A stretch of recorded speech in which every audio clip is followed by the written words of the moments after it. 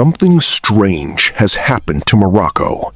A few years ago, simply qualifying for a World Cup felt like success.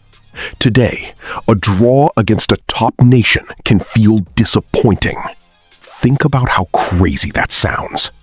This is the same country that shocked Belgium, the same country that eliminated Spain, the same country that sent Portugal home, the same country that became the first African nation in history to reach a World Cup semifinal. And yet, many Moroccan fans still feel like something is missing. Not because the team is bad, not because Morocco lacks talent, not because the future looks bleak. In fact, that's what makes this story so fascinating. Because Morocco may have the most talented generation in its entire history. World-class players, top European clubs, a football infrastructure that continues to improve every year. On paper, everything should be pointing in one direction, forward. So why does it sometimes feel like Morocco does a nation that achieved the impossible still seem to be chasing something bigger? The answer isn't a player, it isn't a coach, and it isn't a single bad result. The real reason goes much deeper. Because after Morocco's greatest football achievement, the challenge changed. For decades, Morocco dreamed of reaching the top. Now, they face a far more difficult task: staying there. And that might be the hardest challenge in all of football.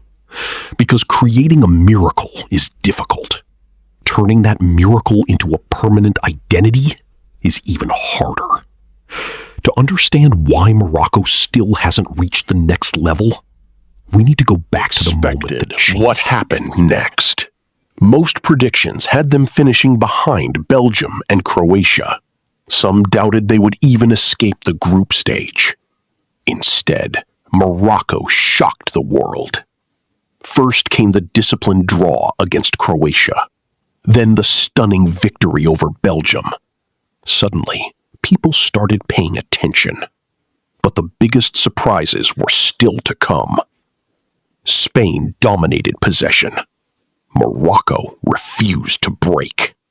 For 120 minutes, they fought for every ball, every tackle, every meter of grass.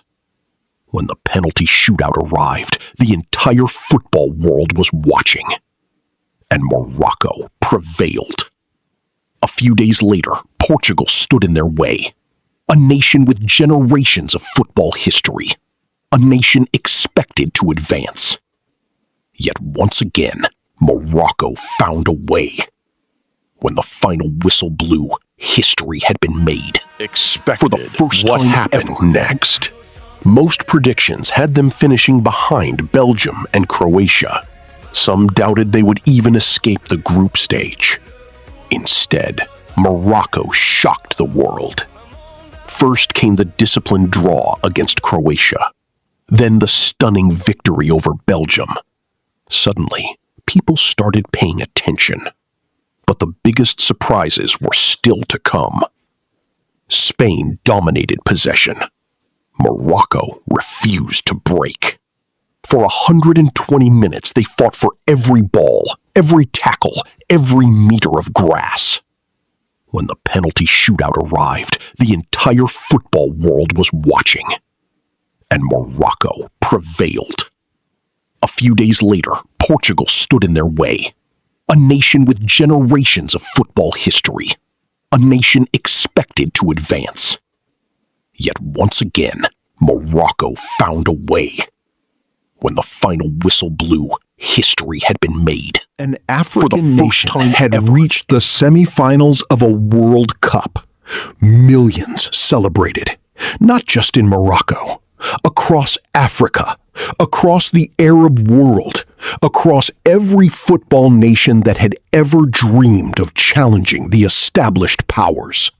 It was more than a football achievement. It felt like proof. Proof that Morocco belonged on the biggest stage. Proof that the gap wasn't as large as people thought. Proof that a new football power might be emerging. But hidden inside that historic success was a challenge nobody was talking about. Because from that moment forward, everything changed. The way the world viewed Morocco changed. The way opponents prepared for Morocco changed. And most importantly, the way Moroccans viewed their own team changed. The dream had finally come true. And that's exactly France, where the next problem. Argentina, Spain, Germany. These countries don't produce one great generation. They produce great generations continuously, for decades. That's the standard Morocco suddenly inherited after Qatar. Not because anyone forced it on them, because success forced it on them. And for many fans, that's where the frustration comes from. The team is still good. The talent is still there. The future is still bright. But after witnessing the impossible, normal success no longer feels satisfying. A solid performance becomes a disappointment. A draw becomes a crisis. A difficult victory becomes evidence that something is wrong. Without realizing it, many supporters stopped comparing Morocco to its past. They started comparing Morocco to the very best teams on earth. And that creates a dangerous illusion. The illusion that Morocco is underachieving, when in reality, the expectations may simply be growing faster than the project itself. Because building a great team can happen in a few years. Building a football nation that stays great for decades is something completely different.